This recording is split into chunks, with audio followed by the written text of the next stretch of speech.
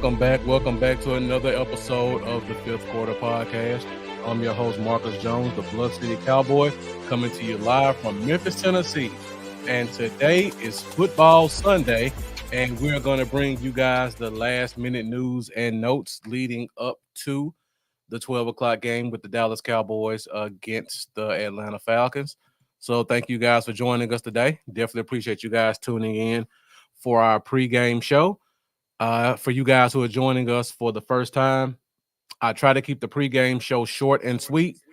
So I make sure I get you guys some of the highlights leading up to the game so that you guys have enough time, get in front of the couch, choose your beverage of choice, and enjoy a full slate of NFL football, starting off with the Dallas Cowboys at 12 p.m. Central.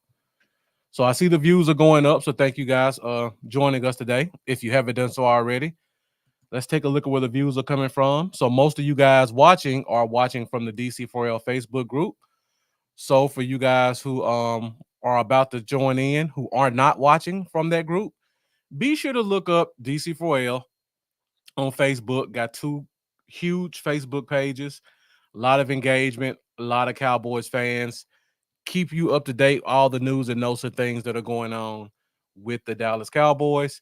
And for you guys who are watching from Facebook, if you get a chance during the show or at the end of the show, be sure to go to youtube.com, look up DC4L, and hit that subscribe button for our YouTube page.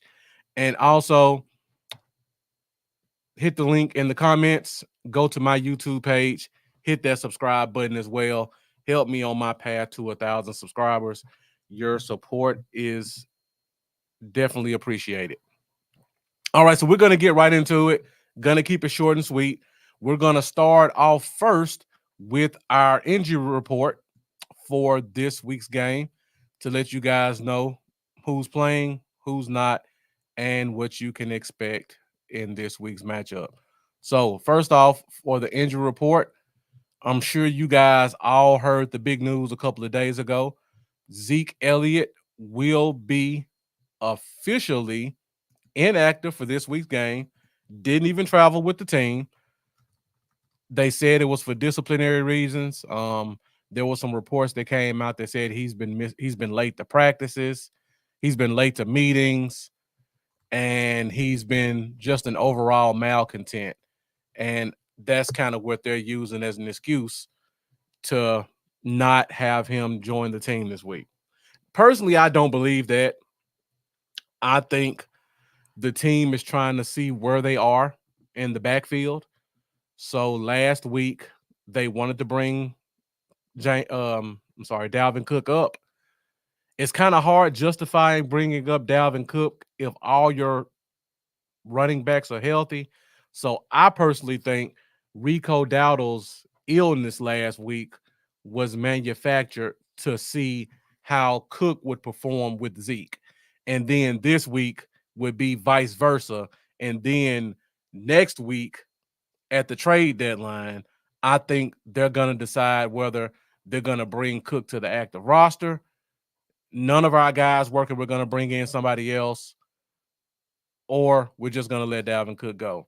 And personally, I don't think Zeke wanted to go with the injury or illness designation, and they just made him inactive as a way to save face.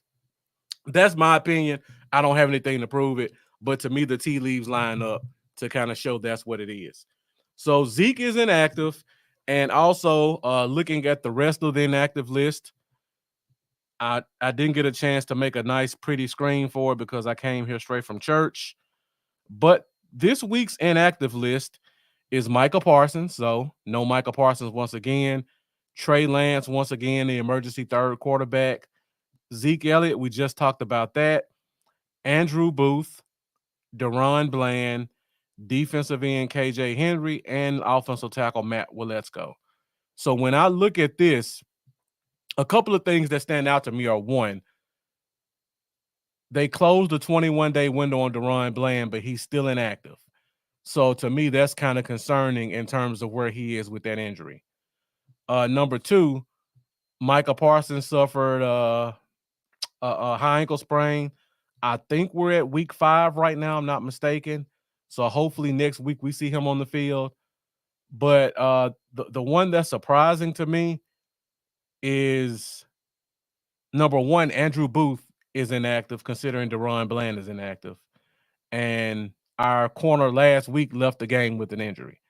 So we're going to be depleted in a game with a team that has a very talented skill position. The other thing that stands out to me is for the first time in 3 weeks, Deuce Vaughn will be active. So I'm curious to see what they do with Deuce Vaughn this week in a backfield with Dalvin Cook and Rico Dowdle both being healthy, along with Hunter Lepke. So Deuce Vaughn being active was extremely surprising for me in this week's game. And AD Bailey, thank you for joining us for the pregame show. For them to just be making that decision on the running back one category shows our coaches are, I don't know what that emoji means. That's why we in last in stats. I'm assuming it means alarmed. I think it's coming from higher up, to be honest. I don't think this is a coach's decision. If you heard Mike McCarthy in his interview, late. Thank you, AD Bailey, for saying that. Our coaches are late. If you heard Mike McCarthy in his presser this week, he kind of insinuated the fact that the decision to go running back from committee came above his head, and they're just rolling with the cards that they're dealt. So I don't know if I could put this as much on the coaching staff in terms of why they're doing it. I think it just reflects the lack of power that they have in decision making. Johnny Dan Alanese, becoming a regular. Thank you for joining us. Appreciate you tuning in from Hereford, Texas. And then we have Gregory Hedrick joining us, DC4L, most definitely. All right, so that's pretty much all we have on the injury report. Trayvon Diggs did go on the practice field today and tested out that calf. Looks like he's going to be active this week. So we have a bit of a mash unit with our cornerback group because Trayvon Diggs was a game time decision. And then our other cornerback, the number 4 corner, and I'm not going to try to butcher his name. He left the game late with injury. I think he got hit in the back by a player with his knee and kind of caused him some back problems. Harker Heights, Texas. Thank you for joining us, Gregory. Got a lot of Cowboys fans joining us from Texas. Appreciate you tuning in. So Trayvon Diggs is injured. Our other cornerback is injured. Jordan Lewis is our only healthy corner, it appears, because everybody else. Oh, Kalen Carson. He was not inactive, and I haven't heard anything about an injury designation, so we will receive him back this week. So that's definitely going to be a help as well. So that's pretty much all we have for the injury report. Let's go ahead and keep the show moving. We're at 11:28. I'm going to try to get you guys out of here by 11:50. But in the meantime, if you have any questions, have any comments, feel free to throw them up there. This show is fueled by the Fifth Quarter Nation, so we love to hear what you have to say. Shamar Woods, overall, just help. Exactly. That's what we need.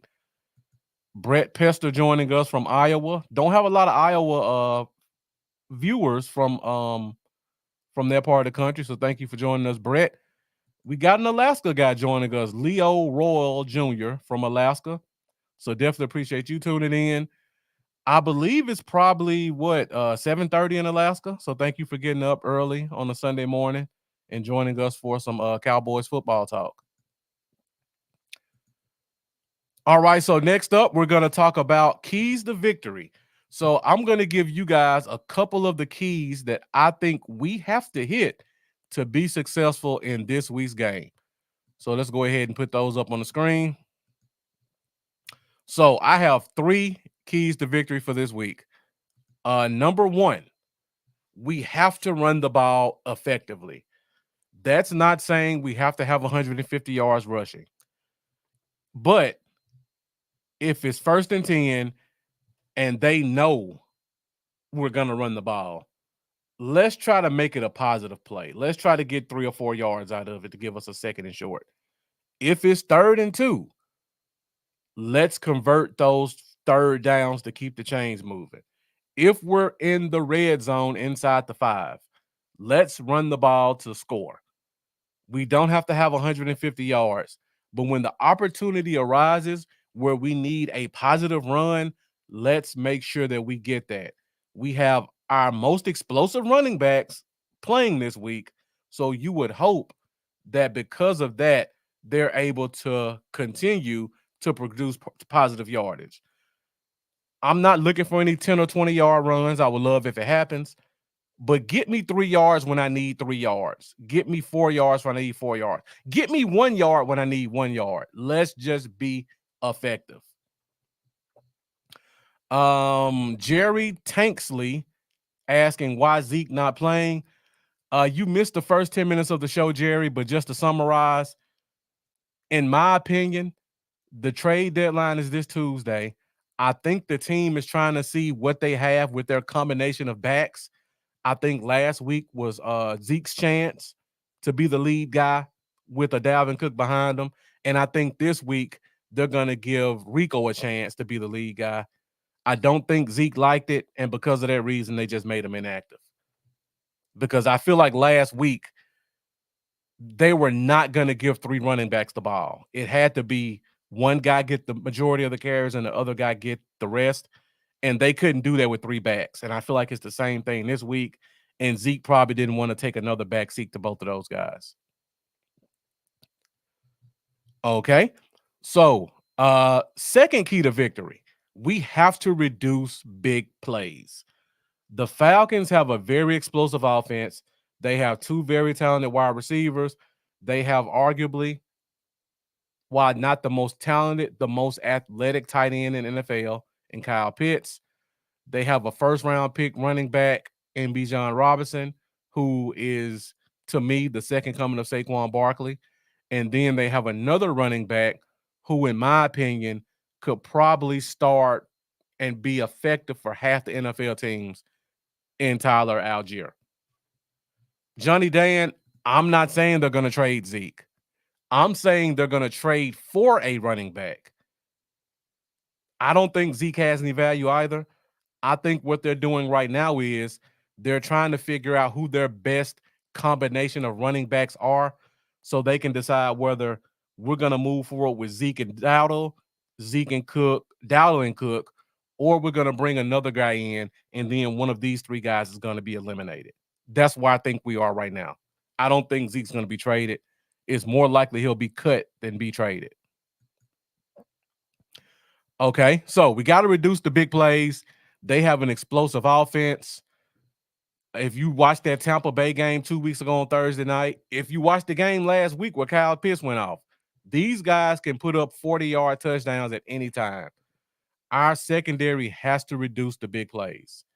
And then last but not least, someone other than Lamb has to make plays offensively.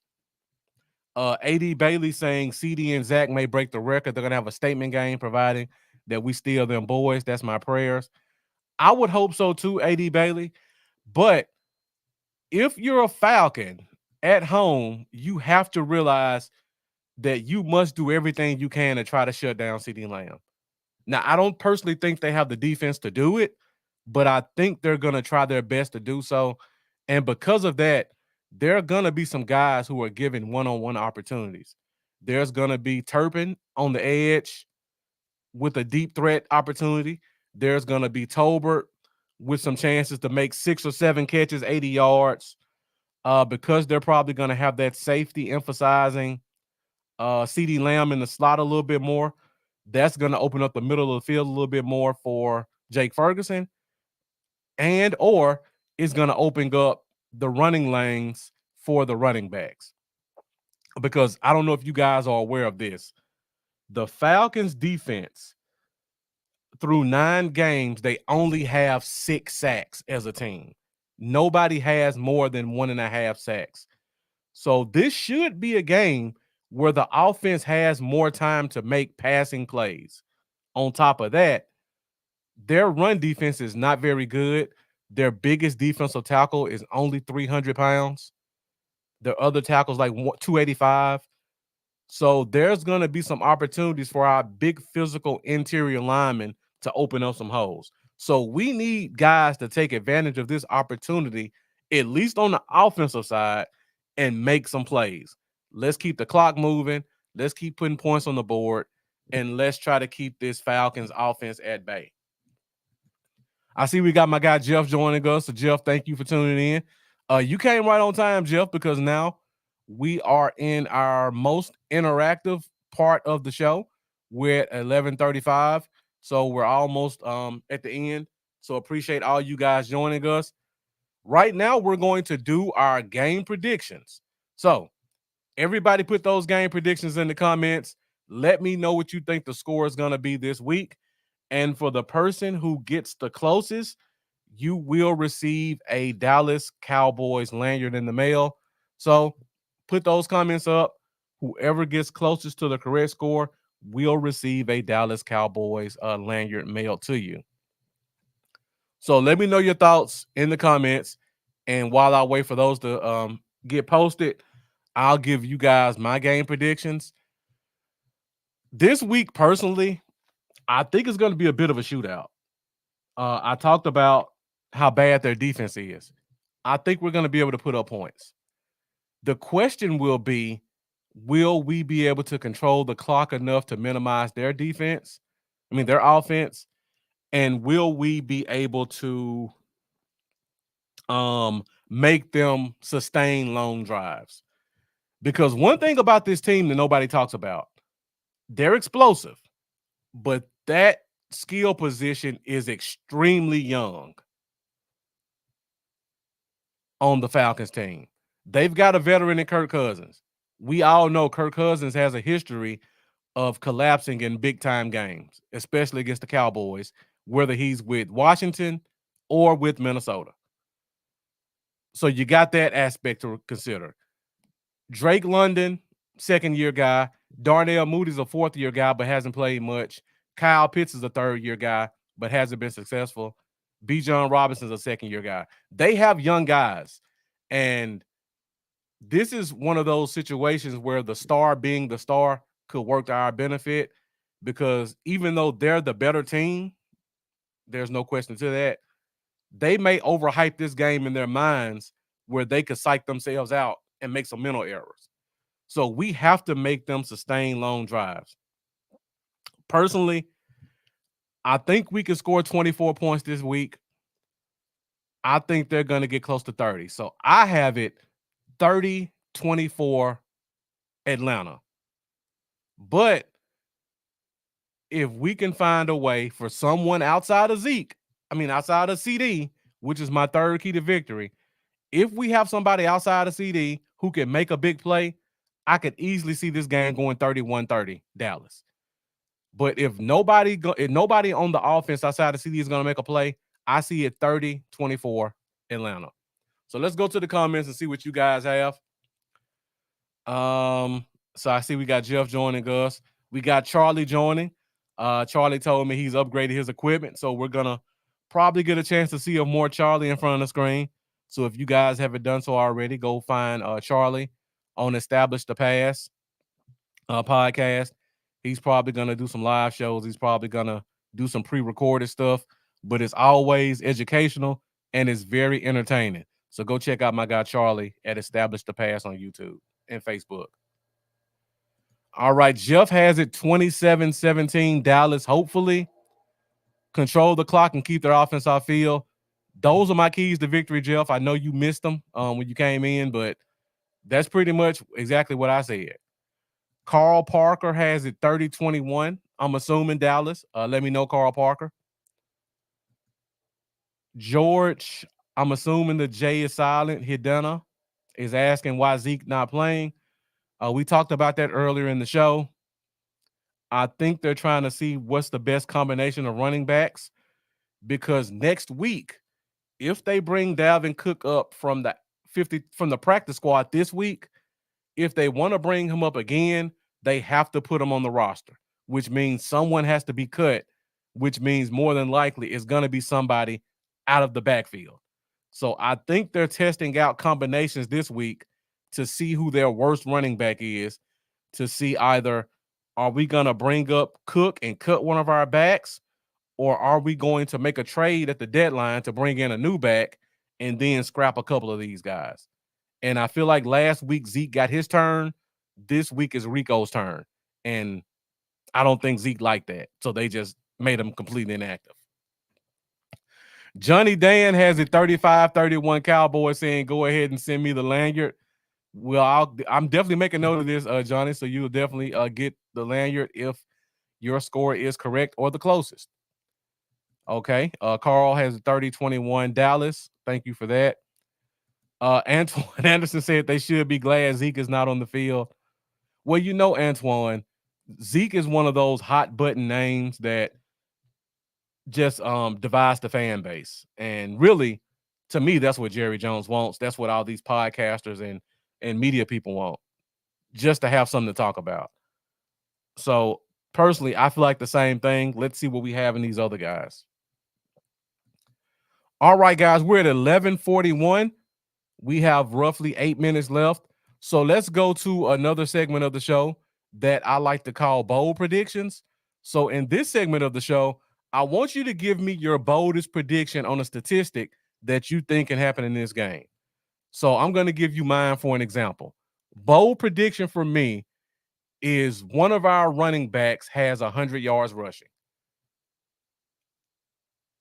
I won't say which one. I think the more bold prediction would be Dalvin Cook in his first real game after knocking off the rust. So for me, bold prediction, Dalvin Cook, 100 yards rushing. Another possible bold prediction, one of our guys on the defensive line gets 2 sacks. So those are a couple of examples of bold predictions. Let me know your bold predictions in the comments, and then we'll move to the last segment of the show. And I see the views are still going up, so thank you guys for joining us. We're at the end of the show, but you guys can definitely participate at this time by giving me your bold prediction in the comments. Antoine, I wouldn't necessarily call that one a bold prediction because we've seen that quite a few times already. A bold prediction, while we don't want to see that, a bold prediction would be something that we would not expect to see from a player. So if you want to say Kirk Cousins throws 2 interceptions to whoever, that would be a bold prediction. All right, guys, I'll keep the bold predictions open for another minute, and then from there, we'll go to our last segment of the show and close this thing out. But once again, considering it was a Sunday morning show at the last minute, I want to thank you guys for joining me today. The views were going up the entire time. So I definitely appreciate you guys' support, particularly in the DC4L Facebook group and the people who joined us from the Bluff City Cowboys YouTube page also. So if you haven't done so already, be sure to hit that subscribe button, Bluff City Cowboys, also DC4L. And if you get a chance, you can also find us on X. We have a lot of viewers who watch us on X on Wednesday nights. So if you guys want to join in with them, you can also go to X, which is formerly Twitter, find Bluff Cowboys or DC4L, hit that like button, and you can join us on X as well. Donnie Gentry saying Dakota will have the biggest game of the year. That would definitely be a bold prediction. And Brandon Perez says Dak doesn't throw an interception. Is pretty bold at this point. I wish I could disagree with you, Brandon Perez, but as of this point, that's pretty accurate. Johnny Dan has Ferguson 2 touchdowns, 127 yards. Definitely a bold prediction. Goes back to my keys to victory. Somebody outside of CD has to step up for us to win. Okay, so we got a couple of bold predictions. We'll go to the last segment of the show, and that's for all you fantasy football guys. I'm going to give you a couple of fantasy favorites. So if you guys have some fantasy favorites, feel free to share them in the comments.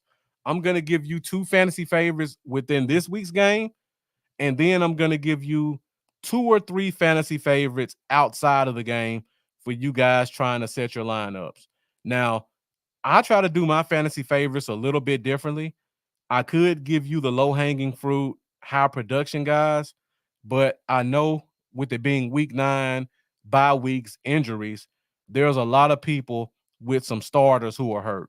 So I'm going to try to give you guys a couple of people who I think, while they may not be household names, they're going to be guys who can give you 10 to 15 points this week.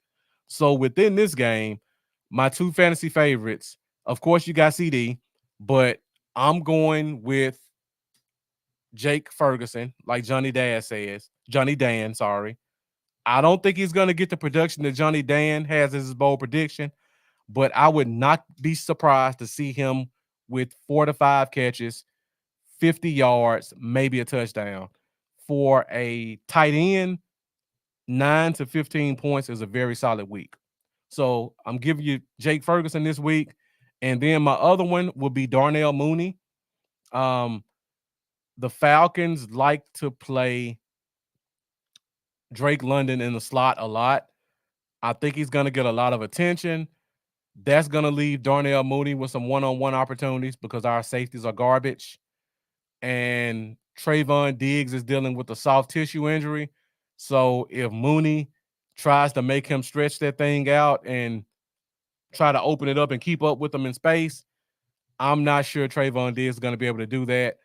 Or if Mooney runs some deep digs, some out routes, I don't know if Diggs is going to be able to step, plant, and explode.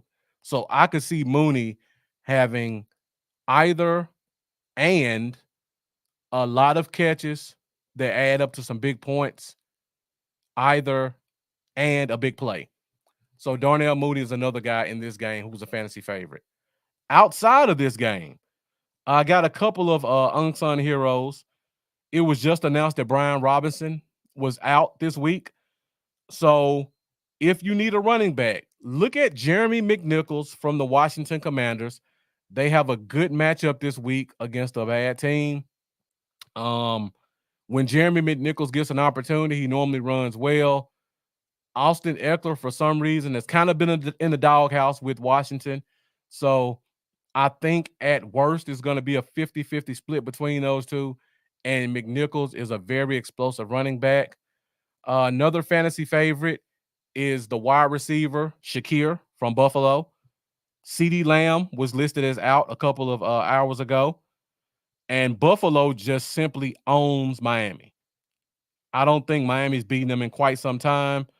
And Shakir is probably going to be a direct beneficiary of a lot of targets.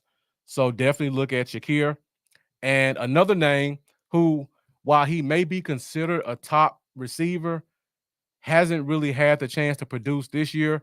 And that would be Chris Olave from the New Orleans Saints. Derek Carr's coming back this week. He's healthy. Chris Olave appears to be healthy. All the other receivers are injured in New Orleans, and they're playing a very weak and depleted Carolina Panthers team. So if you have Chris Olave on your bench, you may want to consider starting him this week. And in terms of, I'll give you one more.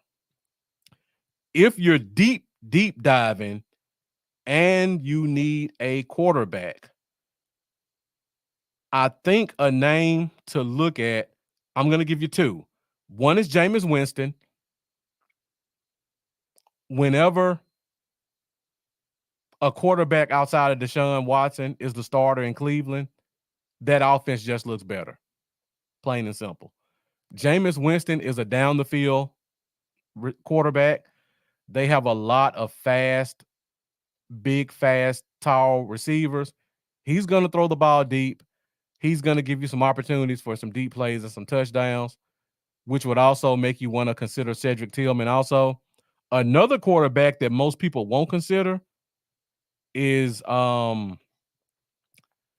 quarterback from Denver. I think it's Nix.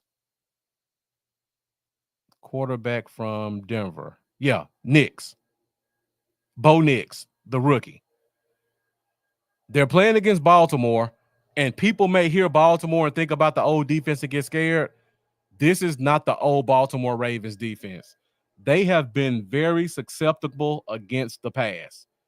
And Bo Nix is an extremely athletic quarterback. He can run, he can throw.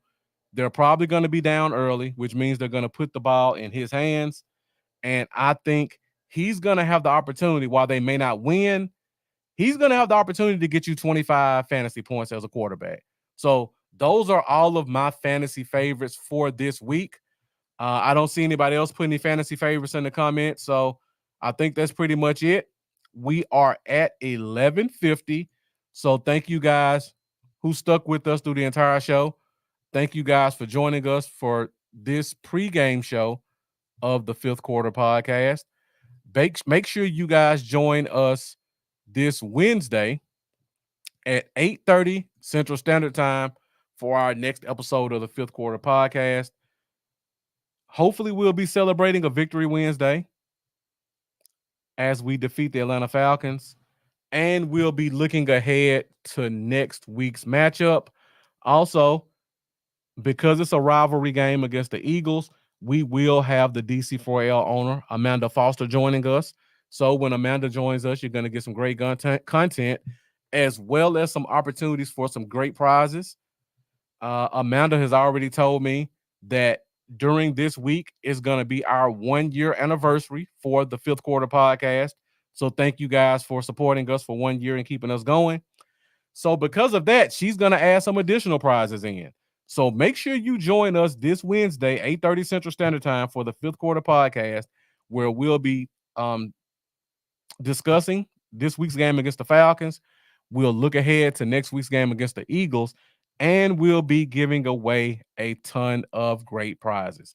All you have to do to be eligible for a prize is watch the show and get in the comments. So thank you guys for joining us for this week's show. As always, I appreciate you guys' support. You've got 8 minutes to get your favorite beverage, get your food in place, plop down on the couch for a 12 p.m. Central Time game against the Falcons, as well as a full slate of NFL football. Thank you guys for joining us. We appreciate your support. And as always, let's go Cowboys. I will see you guys this Wednesday.